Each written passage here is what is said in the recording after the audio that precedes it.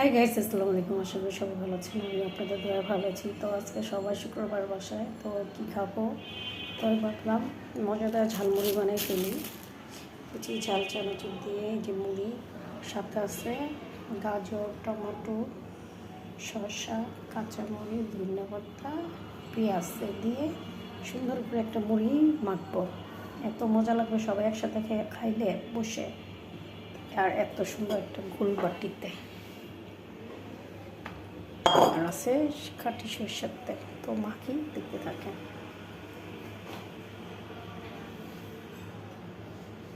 প্রথম দেব পেঁয়াজ, ধনিয়া পাতা, কাঁচামরিচ, সরিষার তেল, স্বাদ মতন লবণ,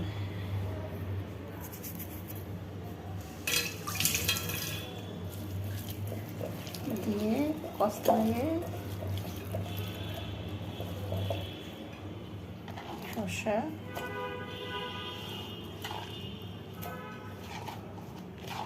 গাজরটা পরে দিব।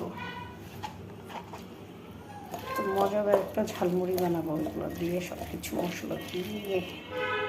তো দেখতে থাকেন। মুড়ির চানাচুর মাখতে বেশি করে চানাচুর দিয়ে, যদি না মাখলে মুড়ি মজা লাগে না। তো এই যে আমি খাই সবসময় বেশি করে চানাচুর দিয়ে। তারপরে এটাও খাইলে মজা লাগবে। তারপরে একটু মুড়ি দিব।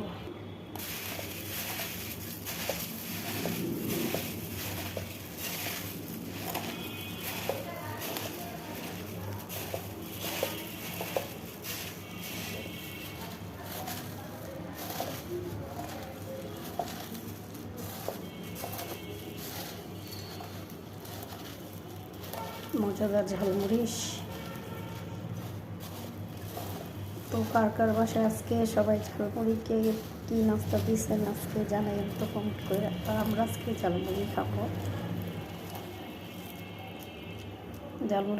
মুড়িটাই বেস্ট।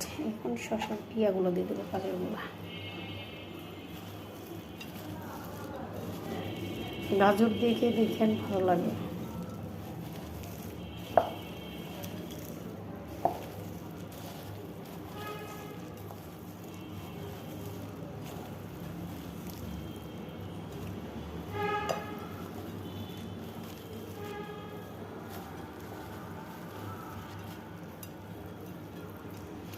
তোমার এই যে সুন্দর নাস্তাটা তৈরি হয়ে গেছে।